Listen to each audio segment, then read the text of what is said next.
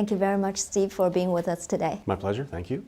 All right, going into 2020 election, the Kuomintang was in such a good place because they had just had a big win in 2018. But now the newest poll shows Tsai Ing-wen is at 50% approval rate, and Han Kuo-yu was at 17%. What happened? Well, a great deal has happened. Some of it is very, very important, and a lot of it was outside of Taiwan. I think some of the most important influences on changing attitudes in Taiwan came from the outside. It started with the New Year's address by Xi Jinping that was perceived as being a little too harsh, bellicose, and it allowed President Tsai to respond in a way that made her look like a tough defender of Taiwan democracy and its sovereignty. And that began a little bit of the rejuvenation of her personal political standing. She went through a challenging primary.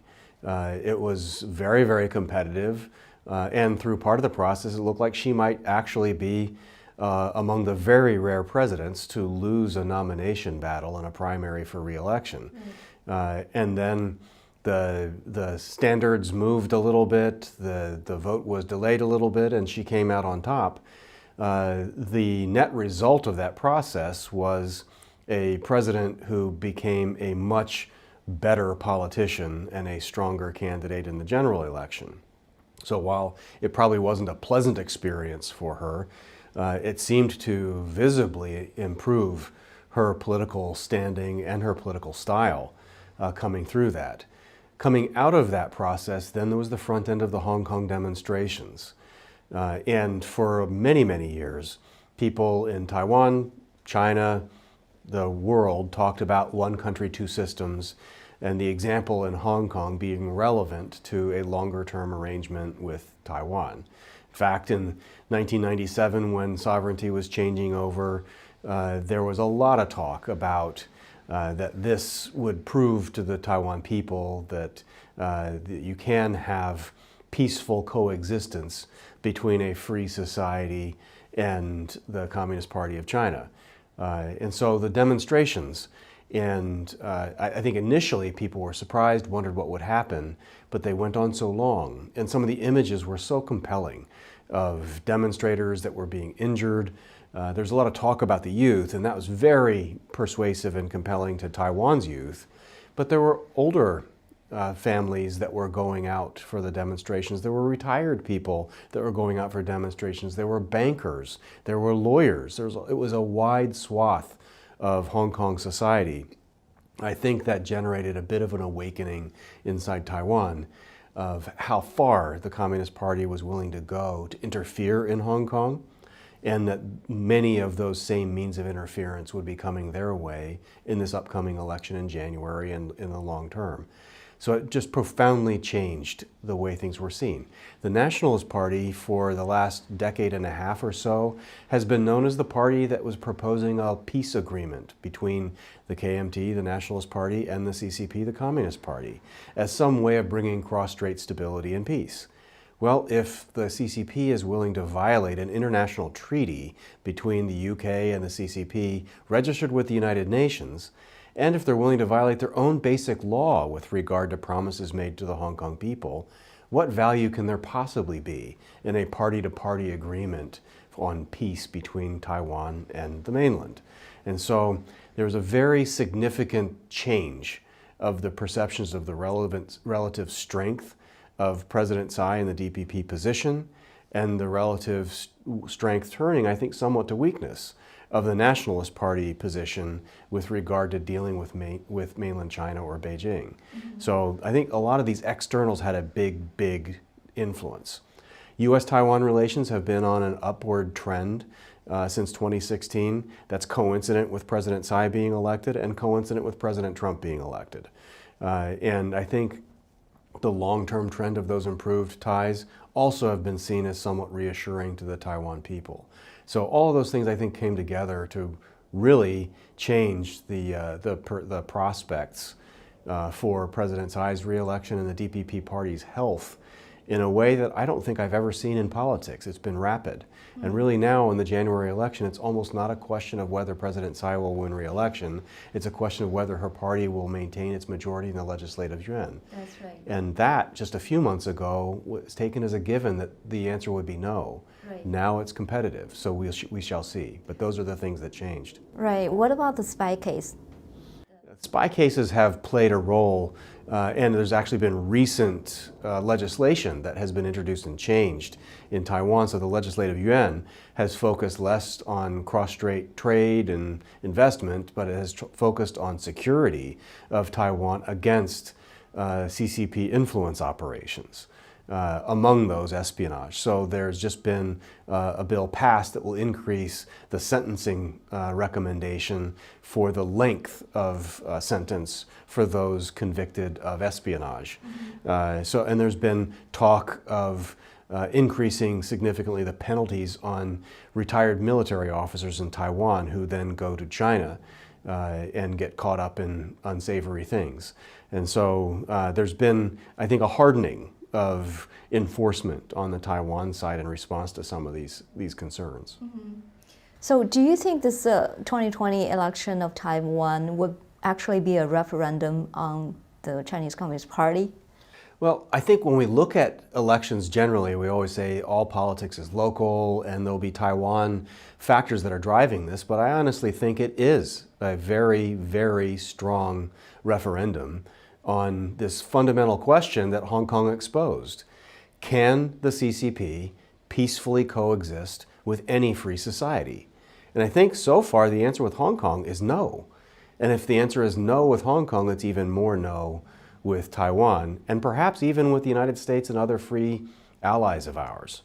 And so I do think that what's on the ballot in Taiwan is very much a referendum on Winnie the Pooh and the image of Xi Jinping and the questions about free speech or control over the Uyghurs or control over business, control over Hong Kong, and I think the people of Taiwan are going to vote overwhelmingly to reject that effort to control them. I think Taiwan has never been really being able to have like a standalone relationship with the United States. It's always caught in the relationship between China and the U.S. So against the backdrop of this grand conflict between the U.S. and China, the trade war and everything, how has that brought to Taiwan? And what's your suggestion to the Taiwanese government? Well, it certainly has been a challenge for Taiwan, but also for the United States and our allies generally. Thankfully, though, it's mostly been a challenge for the Communist Party of China. China's economy has not been doing as well, and most of the world is now awakening to the idea that we shouldn't be treating China under the Communist Party as some kind of an infant. It's a grown-up force in the world, and it needs to abide by the same rules and norms as everyone else. And so this press that, frankly, President Trump started to say that China needs to behave like a more normal nation and we needed to be treated fairly in our dealings, that has spread to Europe, it's spread across Asia, and Taiwan is a part of that too. So there's pressure in Taiwan to make sure that their investments and their enterprises and their trade relationships are treated more fairly, and that's not so easy. I think we're on the front end of a conversation with Taiwan, but also with many, many others, to not think of this as a binary choice. Really, there's one force, the CCP, that's trying to impose an unfair and unjust approach on all of us. And it's not really the United States versus China, it's China versus everyone else that wants a more normal, free pattern of trade and investment and dealings between nations. And so Taiwan, like everyone else, needs to begin diversifying its supply chain. And when it's doing that, that's not just with the United States. That's with Southeast Asia, it's with South Asia, it's with other parts of Asia, it's with the US, it's with Canada, Mexico, parts of Europe. It's really all of these free and developed economies that are safer areas, more receptive to a democratic Taiwan, and a prosperous and tech-leading Taiwan. In fact, what the Trump administration is doing with the USMCA and the new NAFTA and also with the bilateral trade relationship with Japan, is basically securing almost all of the gains of what would have been TPP without it being TPP. And so the opportunity for Taiwan is to have a conversation with its people about how to onshore more of this opportunity, how to diversify its exposure to things inside communist China, and maybe follow this wave of expanding its economic relations with Japan, with the USMCA countries, Canada, Mexico, and the United States. And really, I hope once through this election cycle, the leadership in Taiwan can look at even more bold ways to propose reallocation of those resources. President Tsai had her southbound policy. I hope that there's a rejuvenation of their economic relations with Canada, Mexico, and the United States as a very, very high priority. I think Japan is looking in those ways too. That's right, but I don't think it's a clear cut. 40% of Taiwan's export is to China, and there's always this military scenario where China might invade Taiwan. Plus, historically, there's a hurt feeling between US and Taiwan because Nixon chose China over Taiwan. So when you put all these things together, how should Taiwan position itself? Well, it is a challenge of perceptions versus realities. And I think on the perception side, I agree that of your summary of what some of those perceptions are and what the concerns related to those perceptions might be. On the reality side of it, though, Taiwan is a country of 23 million people. It's a substantial economy. It certainly warrants attention on its own merits with regard to U.S. strategy, especially in Asia, but really globally. Taiwan's trade and investment is very, very relevant to key states in the United States. And so there's no question on its own merits it should get some degree of support and respect and interchange that wouldn't be open to negotiating away. At the same time, Taiwan, relative to the magnitude of what China is a smaller country. And so when you are a smaller country and a smaller power, in some ways, when you are a part of the bargaining process, in some ways, that's when you stand to benefit the most. If you are not a part of the bargaining process, you sometimes risk being marginalized or ignored.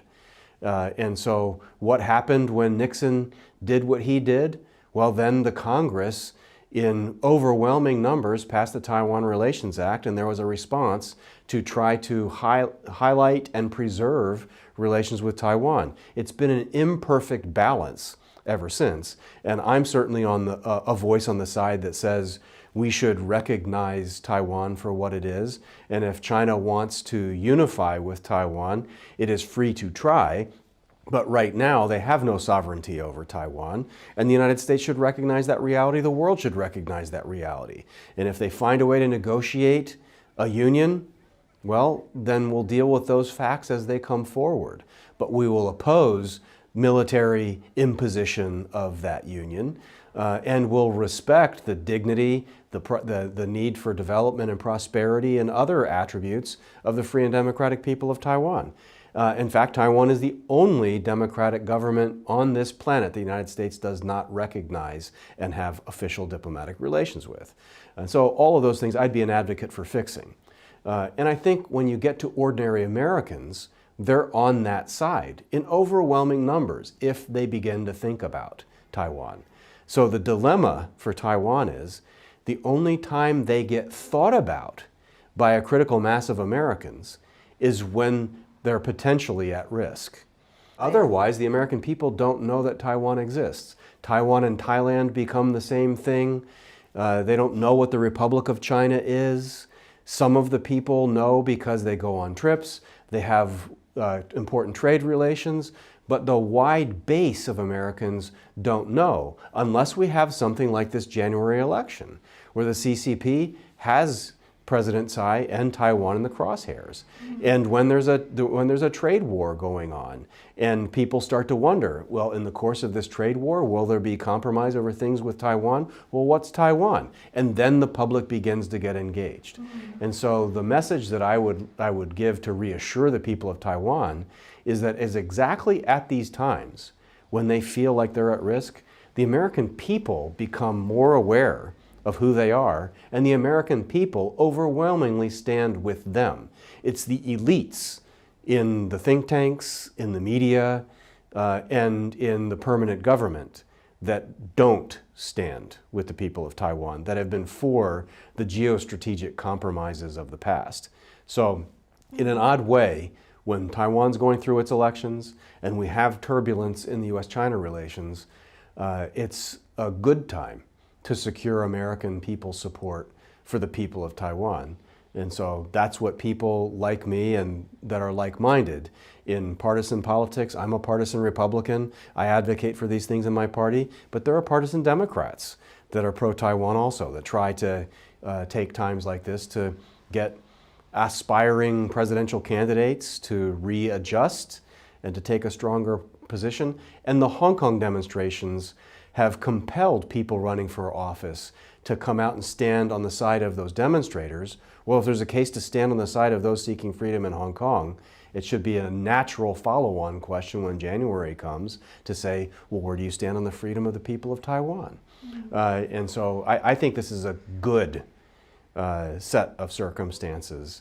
I, of course, understand the anxiety when you're on an island 100 miles off from the China shore. I also understand that these things can't change in an instant. So what you were talking about with 40% of the trade and investment having ties to China, that's a reality. But I think we're at the front end of, if not decoupling, at least diversification that's going to show progress year upon year of moving more of that exposure out to Asian allies and other places, the USMCA, North American allies, and otherwise. And I think that is a good trend. That thankfully Xi Jinping started by being, I think, an overly aggressive leader. Interesting. I feel like you are advocating how to take the best advantage of being a bargaining chip. Yes. I mean, it's kind of a rhetorically, it's kind of hard, but it's honest and practical. And you don't get anywhere unless you are in the arena. Right. And when you're in the arena, there will be risks and there will be anxieties. But I think right now the moment is good for Taiwan. That's right. And an example of that would be, Taiwan produces a big portion of their chips that's used around the world. So if China invades Taiwan and that supply chain got disrupted, wouldn't that be a big impact to the whole world because everyone needs chips for our smartphones and everything else? It would indeed have a global impact. Okay. I don't have a good feel for what the magnitude would be, other than I think it would be big. I mean, I can't tell you whether it's 70% exposure or 25% exposure, but just think what the world would be like if there was a dramatic drop in the supply necessary for the manufacturing of smartphones. We have an entire population that is completely addicted to using this technology. They wouldn't be able to function for business or everyday life. So I don't want to make light of the situation, but that is in fact one of the wise ways that the leadership in Taiwan and supporters of the U.S.-Taiwan relationship in the United States can help the average public understand this is why we need to stand by the freedom and democracy of Taiwan. It is consistent with our values, but it's also consistent with our fundamental economic interests and our way of life, not just of values, but our manufacturing supply chain. It also is a good argument for why the United States and other allies should help the industries in Taiwan wean away from dependence upon mainland components in what they're doing. They've done that for reasons of scale in manufacturing and price. And so it's not going to be an immediate or easy change.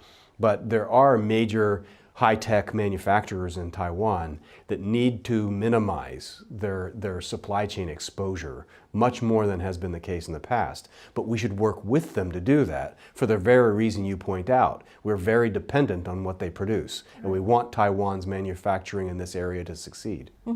So would you say the strategic importance of Taiwan to the U.S. has increased?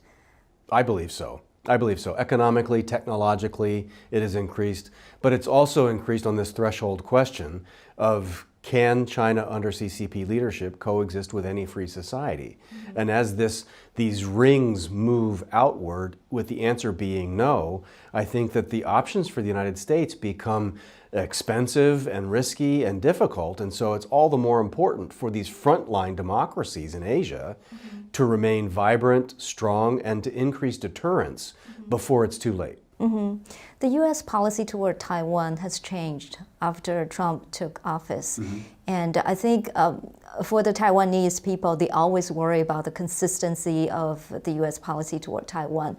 So in your opinion, even beyond the Trump administration, would the U.S. policy toward Taiwan experience a big change again?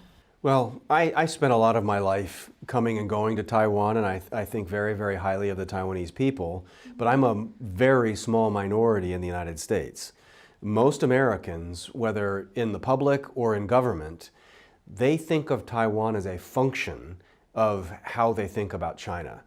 Not necessarily that Taiwan is a part of China, but their thinking about Taiwan is a part of their thinking about China. That's right. And so when they have very negative views of China, or they think that big changes are necessary in the U.S.-China relationship, that will affect how they think about Taiwan. I would love it if people in America could consistently just look at Taiwan for what it is, see value in that relationship. That would be ideal. But we don't get to live in that ideal, whether we're supporters of the U.S. relationship from Taiwan or supporters of the Taiwan relationship from the United States. What the reality is that I see both major parties in the United States in a time of significant transition. The Republican Party is much further through the transition. The Democratic Party is in the middle of the transition. Part of that was seen in 2016 at the national conventions, when there were all of the anti-TPP signs that were up in the Republican and the Democrat national conventions. That meant that the base of the party, in significant numbers, was changing its view about trade. There had been a free trade consensus, more on the Republican side, but really in a bipartisan basis, for several two-term presidents. And that was being challenged and upset in 2016. So Bernie Sanders supporters were decidedly against TPP, and the Democratic convention was overwhelmingly against TPP. In the Republican convention, Trump was a new wave Republican that was reaching out to labor, but was very, very critical of these trade agreements. And so that was the beginning of a rethinking about trade that I don't think is going to end when the Trump presidency goes into the sunset, and whomever the next president is comes into office, Republican or Democrat, they're still going to be riding that wave of change. The other wave of change was President Trump proving that you can, in fact, impose tariffs and challenge China without markets crashing in the United States and without GDP and employment figures taking a hit. There were lots of dire predictions at the beginning of the Trump administration by very distinguished columnists and economists that said that the United States was heading into a recession and that this Trump trade war was going to crash the economy. Both were profoundly wrong. No one should listen to these people ever again.